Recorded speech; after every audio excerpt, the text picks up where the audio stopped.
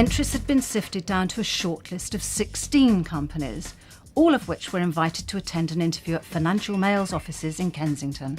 Awards like this are so important because it does underline the fact that women are a massively important part of business in the UK and the competitiveness of our economies. If we in the UK and London are going to stay relevant, we're going to have to accept our clients are changing. We have to build relationships with those new clients. So for us, diversity and including diverse people in our business is absolutely critical to the future of our business. Sometimes the barriers that women face might not be to the front of the conscious mind, but it might just be in the way that we do things day to day.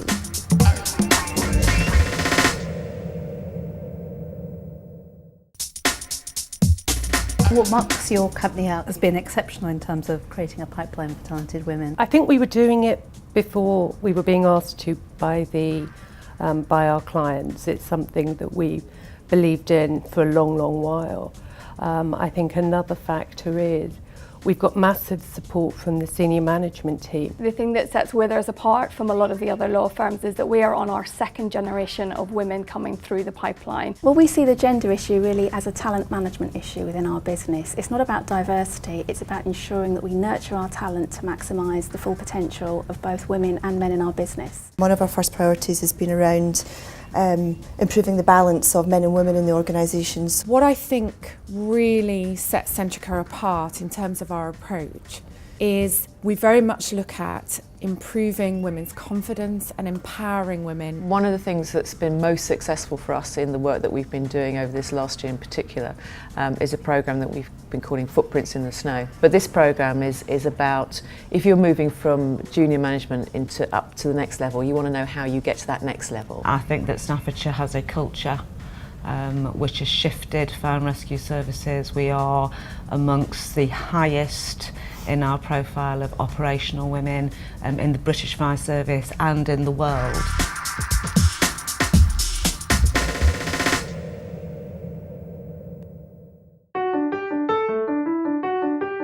How do you feel about going to meet the judging panel? Are you nervous?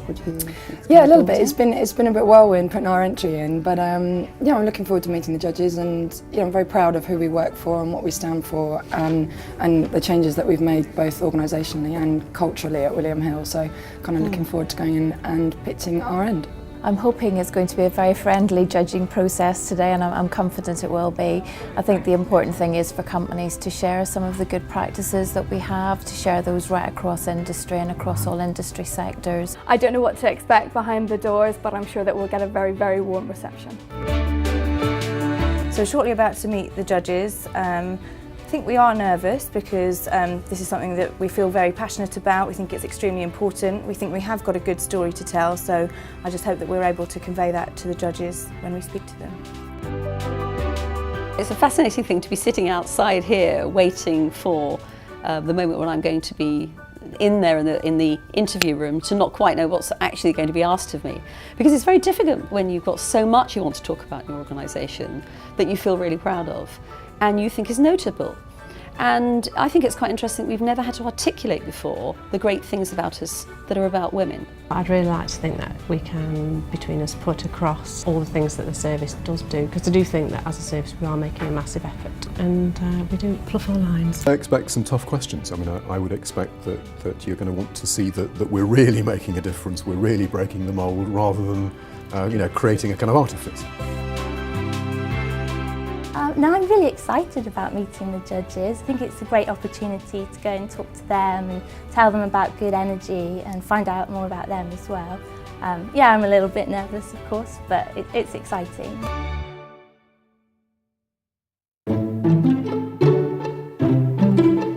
Our judges were making a qualitative assessment of the pipelines which companies are putting in place to ensure they have sufficient executive women to fill the boardrooms of tomorrow. Ines Witchett of Connexa, one of our judges who's a specialist in this type of assessment for companies, provided us with a starting template which helped focus the expert views of the rest of the judging panel. We've had the benefit of having good written submissions. So we've all had the opportunity of going through those individually and, as it were, privately.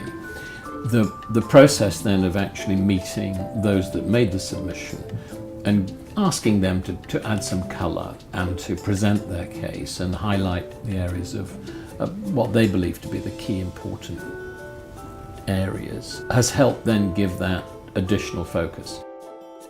And we're just about to get together now and pool our rankings to see if we've got, a collective view.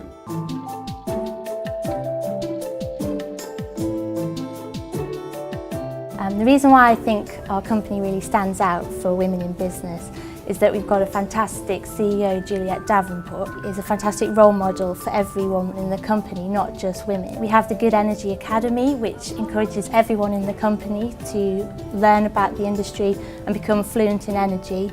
Everybody is given the opportunity, no matter what your experience or your age or any other factors, they're encouraged to really progress.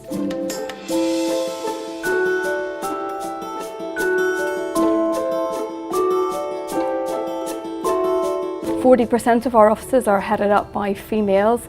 More than 30% of our partnership council are female. More than 30% of our practice group leaders are female. So we have amazingly strong role models. We wanted to see that companies' senior executives were fully supportive of the programmes and that this support was communicated to everyone in the company.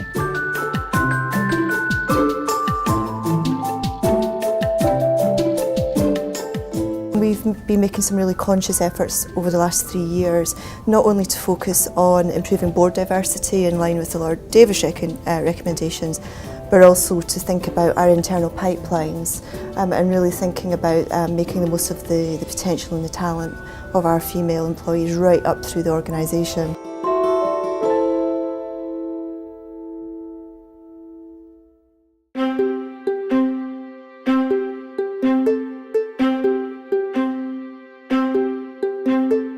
The entire judging process was fascinating. We had far more entries than we had thought possible for a first-time set of awards.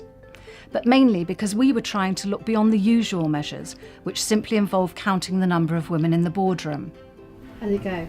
Well, okay, I think. I didn't gabble too much, and I think I answered the question. They were very interested in what we're doing with our middle management. We've just begun the journey. I think there's a lot more to do, but what their advice to us was to shout a bit louder. That was quite intimidating when you first walk in. The judges asked us lots of questions, really trying to get into the nitty-gritty of the submission that we put forward. There were some quite probing questions asked, as you would expect. As I've explained before, I'm very passionate about William Hill, and I believe that we've done some really good work in terms of developing women in the business, so hopefully I managed to portray that in the panel. It was a very kind of robust questioning, so that I think is very good because it makes you feel that whoever does win, it will be on the basis of some really detailed questioning. I felt really grilled, but in a very supportive way. I feel really honoured to be a part of the Financial Males Awards. I think awards like this are really important in highlighting issues around gender diversity and particularly making a strong business case for improving levels of senior women in organisations. Anything else you'd like to add? No, I'm just relieved that's done.